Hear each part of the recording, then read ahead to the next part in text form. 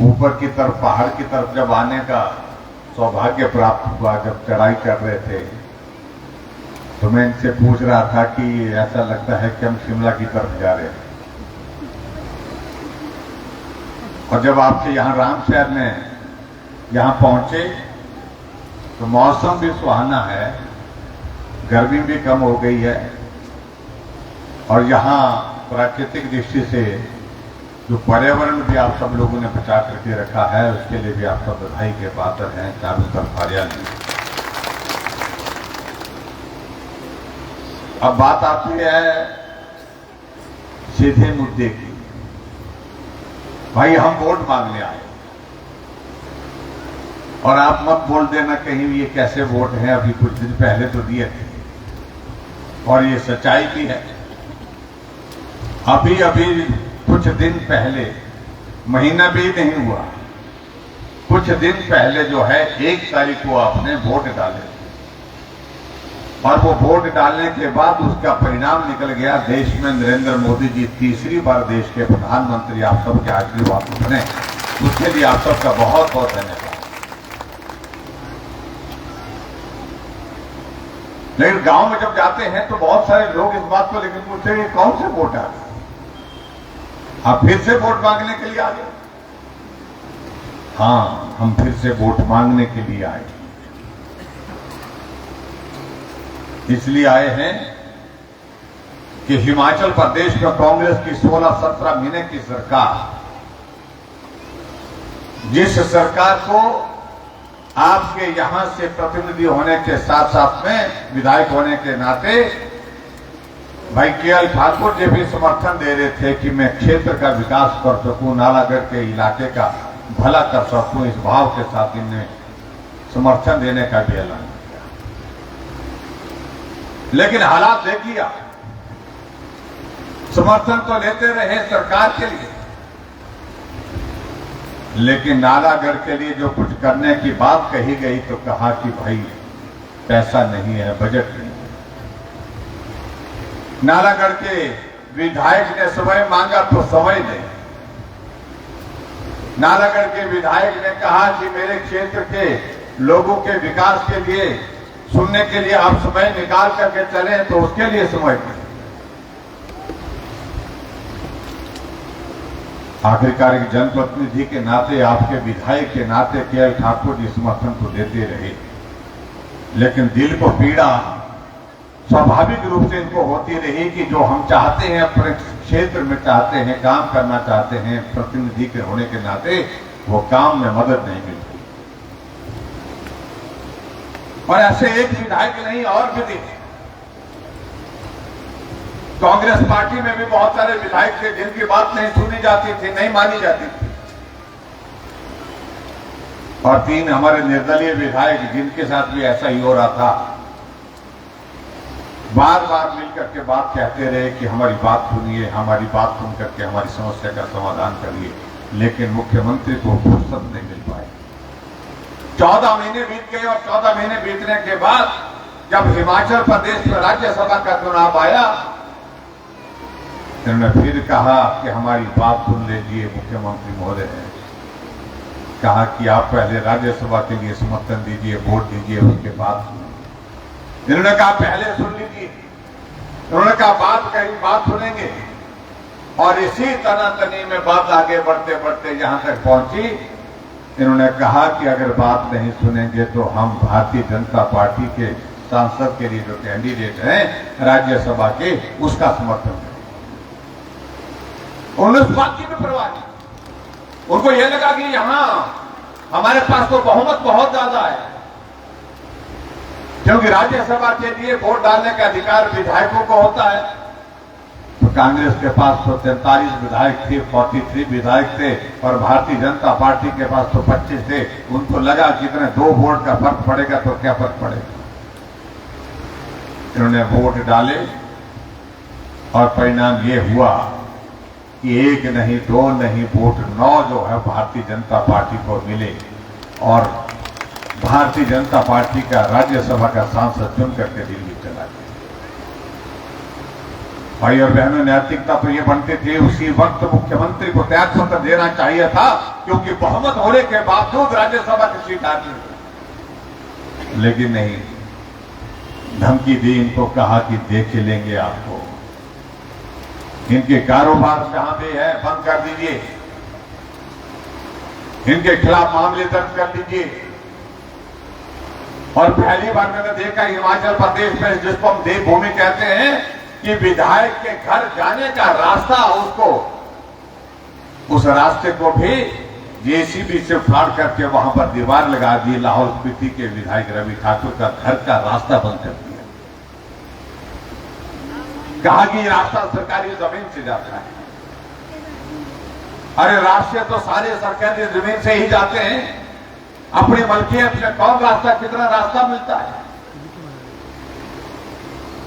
और सभी विधायकों को, जो उनके साथ में चले 6 विधायक कांग्रेस के सस्पेंड कर दिए, और 3 विधायकों को कहा कि अगर आपने ठीक रास्ते चलना है तो बोलिए, नहीं तो आपके खिलाफ कार्रवाई होगी। तीनों विधायकों ने तय किया कि हमने अब तय कर लिया है, जब आपके खिलाफ अपने वोट डाल दिया है, हम भारतीय जनता पार्टी के विधायक बन करके विधानसभा में प्रवेश करेंगे। निर्दलीय विधायक के नाते अब विधानसभा के अंदर कदम नहीं रखेंगे, इस बात को तय किया। उन्होंने त्याग पत्र दे दिया, और त्याग पत्र स्वीकार करने के लिए 3 महीने का वक्त लग गया, लेकिन आखिरकार त्याग पत्र स्वीकार हुआ। ये चुनाव भाई और बहनों, ये लोकसभा के चुनाव के साथ भी हो सकते थे। करोड़ों रुपए का हिमाचल प्रदेश का जो हमारा पैसा जो है, अभी तीन उपचुनावों में खर्च हो रहा है। अगर यही चुनाव लोकसभा के साथ कर दिए होते तो आज यहां पर हम चुनाव में वोट मांगने के लिए नहीं आते, आज हम आप सबका धन्यवाद करने के लिए आते। लेकिन ये हालात हैं, जिस हालात के मुताबिक ये चुनाव हो रहा है। कांग्रेस के नेता कुल वो ये सारे मंच पर चढ़ करके बोल रहे हैं, कई तरह के नाम शनाप बातें कह रहे हैं, और मैं ये कहना चाहता हूं उनको, एक मेंबर होता है वार्ड का, वो भी हिम्मत नहीं कर पाता है त्याग पत्र देने का। ये हिम्मत वाले लोग हैं जिन्होंने विधानसभा के अंदर जाकर के भी विधानसभा का चुनाव जीत करके भी त्याग पत्र दे दिया। जब आत्मसम्मान की बात आती है, जब बात स्वाभिमान की बात आती है, जब बात इज्जत की आती है, तो आदमी कदम उठा करके हिम्मत करता है और उस सम्मान को चुनता है, पद को नहीं चुनता है। वही काम हमारे के ठाकुर जी ने किया। मैं सभी विधायकों को जिन्होंने ये कदम उठाया उनको बधाई देता हूं कि हिम्मत को हौसला दे, उनकी हौसला अफजाई करता। और निश्चित रूप से कुछ दिनों का वक्त है, ये तो ऐसी स्थिति है, अभी तक ये विधायक थे, 4 तारीख तक विधायक थे, 3 तारीख तक विधायक थे, 3 तारीख को आपके इनकी विधायक की सदस्यता समाप्त की, और आने वाले 13 तारीख को फिर से विधायक बन करके हिमाचल प्रदेश की विधानसभा में आप सब पहुंचाएंगे। ऐसा ये तो सिर्फ ऐसे है ना, जब समाचार लगे होते हैं आते हैं कि बाकी के समाचार इस ब्रेक के बाद, तो छोटी सी ब्रेक है। तो इसलिए मेरा आप सबसे निवेदन है कि आप सब लोगों ने गंभीरता से सोचना है, विचार करना है। काम तो होते रहेंगे, जिंदगी खत्म हो जाती है, लेकिन काम कभी खत्म नहीं होते, चाहे वो घर के हैं, चाहे वो सरकार के, चाहे वो समाज के हैं, चाहे किसी के। लेकिन कभी कभी जिंदगी में ऐसा भी वक्त आता है जब स्वाभिमान के लिए खड़ा होना पड़ता है। काम से ज्यादा मान और सम्मान, अपनी पहचान के लिए खड़ा होना पड़ता है। और ये वक्त भाई और बहनों उसके लिए है। ये लड़ाई तो स्वाभिमान की लड़ाई है, सम्मान की लड़ाई है। इसलिए आप सबके बीच हम निवेदन करने के लिए सरकार हिमाचल प्रदेश में 16 महीने से है। कहने को तो कहते हैं कि सुख की सरकार, लेकिन मुझे मालूम नहीं सुख की अनुभूति किसको हो रही है हिमाचल प्रदेश में, जहां एक कोने से दूसरे कोने तक हम जाते हैं, किसी को भी पूछते हैं, कोई भी आदमी सुखी नहीं है, कोई भी सुखी नहीं। और जो राजनीतिक हालात बने हैं हिमाचल प्रदेश में, मुझे लगता है कि आज की तारीख में तो हालात ये है कि अपने सुखू भाई भी सुखी नहीं, खतरा पड़ा है। मालूम नहीं क्या होगा, क्या पार्टी हाईकमान करने वाली है, कहीं उनको किनारे ना कर दे इस बात के लिए। और ऐसे हालात को देख करके यहां तक के देखिए, ये हिमाचल प्रदेश में हम पहली बार देख रहे हैं, हिमाचल जब से बना है मुख्यमंत्री रहते हुए अपनी पत्नी को चुनाव पड़ा। हमने कहा भाई आप तो ठीक हैं, लेकिन भाभी जी को क्यों खज्जल कर रहे हैं?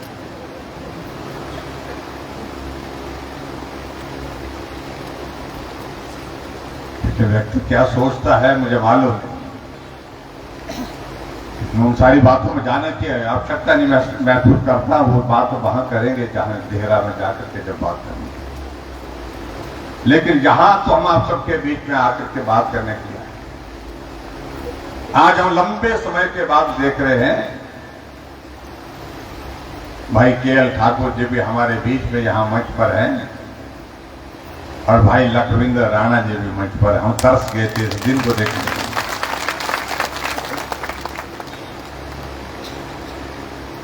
दोनों अपने लगते थे, लेकिन एक मंच पर दोनों दिखने चाहिए। सारी बात को लेकर के ये बहुत आवश्यक था कि भाई हम एक दौर ऐसा भी आए जब हमारे दोनों भाई जो है वो राम लक्ष्मण मंच पर इकट्ठा देख रहे हैं। और आज हम उस नजारे को देख रहे हैं अपने सामने में। लखविंदर राणा जी का भी धन्यवाद करता हूं, बात को पूरा साथ दे रहे हैं, पूरा सहयोग दे रहे हैं, ईमानदारी से दे रहे हैं। तो कांग्रेस के लोग बड़ी कोशिश कर रहे हैं, नहीं ऐसा होगा वैसा होगा, कुछ नहीं होगा, यहां वही होगा जो राम लक्ष्मण जी करेंगे, आप सब लोग तय करेंगे। यहां जीत भाजपा की होगी, भाई केएल ठाकुर जी की जीत होगी। जहां तक बात रही कांग्रेस के कैंडिडेट, मैं उनके बारे में कुछ ज्यादा नहीं बोलना चाह रहा हूं, लेकिन हमारे साथियों ने कुछ जानकारी हासिल की। मैं तो उनको यही कहूंगा कि भाई ये बाबा जी आप लाए हैं, ये बाबा कहीं का आप लोगों को ही बाबा न बना।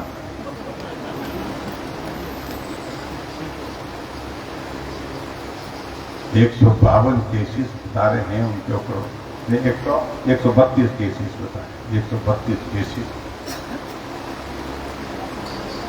अंदाजा करके रहने वाले भी शायद वो नहीं है, ऐसा बताया गया है। जब इस तरह की पृष्ठभूमि आपके विधायक जो होने वाला विधायक उसकी हो, आप कल्पना करिए क्या। चिट्टे के माफिया के बारे में यही कहा जा रहा है कि उनको संरक्षण ये लोग देते हैं। कभी कोई पकड़ा जाता है तो पकड़ने के बाद उनको जमानत पर छुड़ाने के लिए पुलिस के साथ बात करने के लिए ये लोग फोन करते हैं। ये बहुत ही दुर्भाग्यपूर्ण परिस्थिति है भाई और बहनों। मैं ये कह सकता हूं, इस नशे को जड़ से उखाड़ करके फेंकना होगा।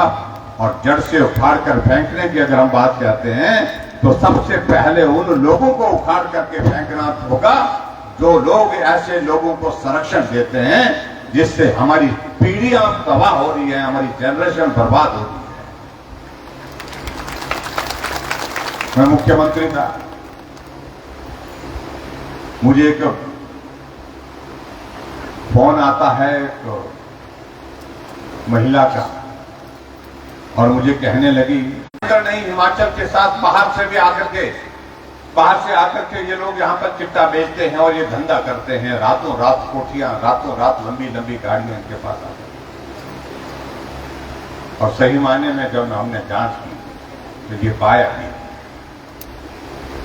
इसलिए आज के तारीख में ये आवश्यकता आया है कि ऐसे लोगों को संरक्षण देने के लिए जो लोग काम करते हैं।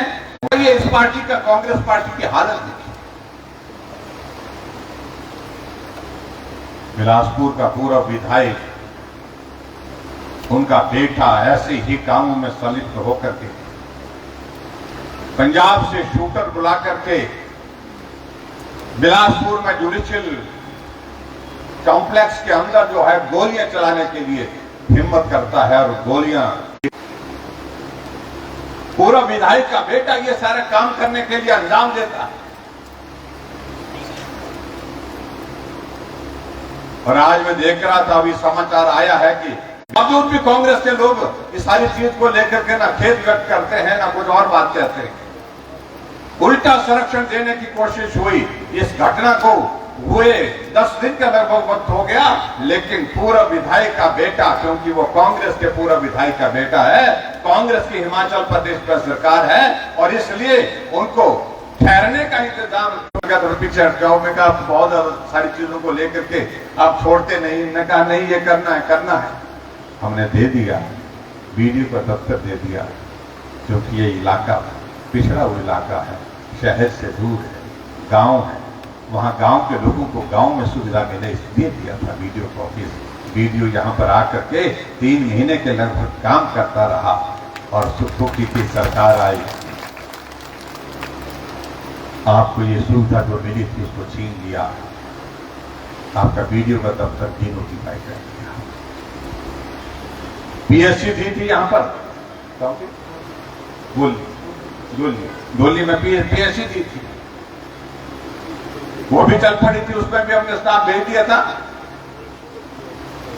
उसको भी डिनोटिफाई कर दिया। नालागढ़ में 200 बेड का हॉस्पिटल दिया था, उसको भी डिनोटिफाई कर दिया।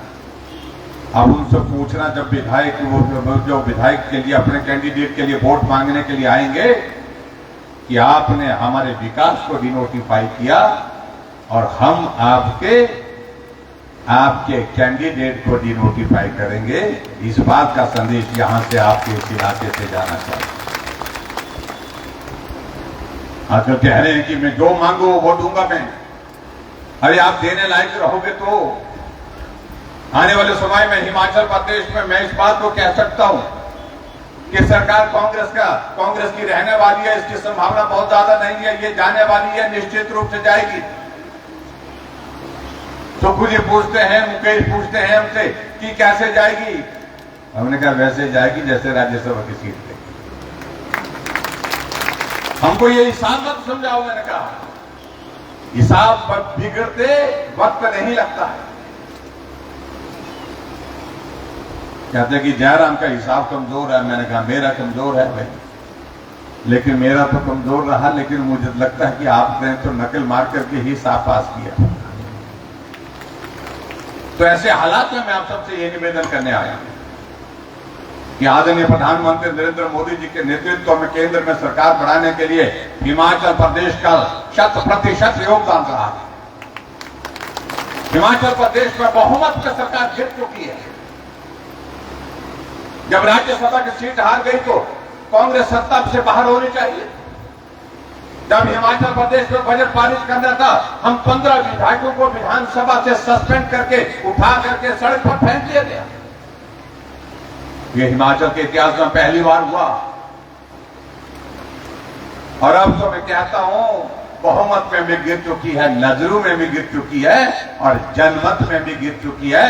68 सीटों पर अब लोकसभा का जब चुनाव हुआ, 68 में से 61 सीटों पर भारतीय जनता पार्टी की जीत हुई है। 61 सीटों पर मुख्यमंत्री अपने विधानसभा क्षेत्र में हारे। और नालागढ़ से आप लोगों ने बहुत बड़ा 15,000 की बढ़त यहां से दी, उसके लिए मैं आपका धन्यवाद करता हूं। हमारे सुरेश कश्यप जी दूसरी बार लगातार विधायक बनकर के दिल्ली पहुंचे, उसके लिए आप सबका हाँ एमपी बनकर के। बाकी सारी बातों को लेकर के यहां पर ITI की बात थी, कंट्रोला में दी थी, तो वो भी बंद कर दी, वो चल रही है। ओहो बचा लिया आपने पाया, तो उसके लिए तो आपको बधाई। मैंने सोचा कि सुखू जी की नजर उस पर भी जो है वो पड़ी होगी, जहां जहां नजर पड़ी तो वहां तो कुछ छोड़ा ही नहीं। आपके यहां पर वो सड़क का, वर्ल्ड बैंक की सड़क का जिक्र कर रहे थे, 175 करोड़ की लागत से बद्दी से रामशहर ये सड़क स्थायी होते हुए और ये सड़क बन करके दिया, जो हमारी सरकार के वक्त हमने इसको स्वीकृति दिलाई थी। ऐसी एक नहीं अनेकों चीजों का हम जिक्र कर सकते हैं भाई और बहनों। मुझे लगता है कि आज के वक्त में हम चुनाव के दौर में हम ज्यादा उन बातों पर नहीं जाएंगे। हम तो यही कहेंगे, आदरणीय प्रधानमंत्री नरेंद्र मोदी जी के नेतृत्व में केंद्र में सरकार बनी है और निश्चित रूप से हिमाचल प्रदेश में भी उन्होंने कहा कि आने वाले समय में भारतीय जनता पार्टी की सरकार जल्दी बनेगी। और ये इसलिए कहा कि जो हिमाचल में चल रहा है हमारे से नहीं, कांग्रेस के अंदर जो चल रही है बातें, उससे तय है कि ये सरकार लड़खड़ा जाएगी, ये सरकार चल नहीं पाएगी। और जब चल नहीं पाएगी तो सरकार भाजपा की होगी।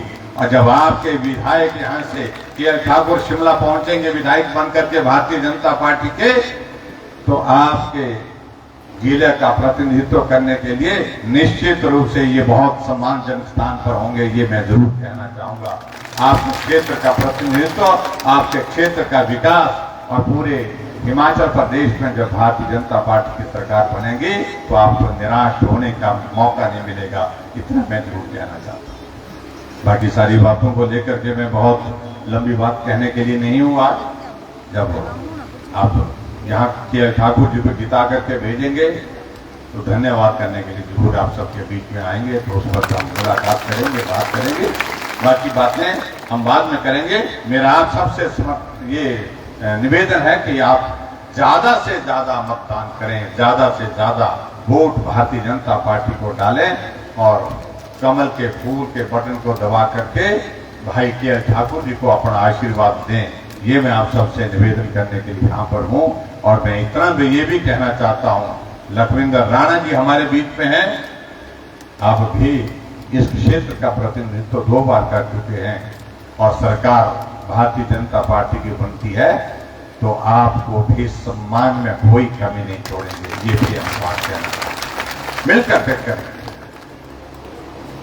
नालागढ़ आगे बढ़े, इस बात के लिए हमारे सामने लक्ष्य है और मुझे पूरा भरोसा है आप सब लोग इस सारे काम को बेहतर ढंग से करेंगे। और इस जीत के लिए आप सबका आशीर्वाद लेकर के हम जा रहे हैं। इतनी बात कहते हुए आप सब बड़ी संख्या में आज के इस कार्यक्रम में आए, आप सबका बहुत बहुत धन्यवाद। जय हिंद, जय हिमाचल। बहुत बहुत धन्यवाद साहब।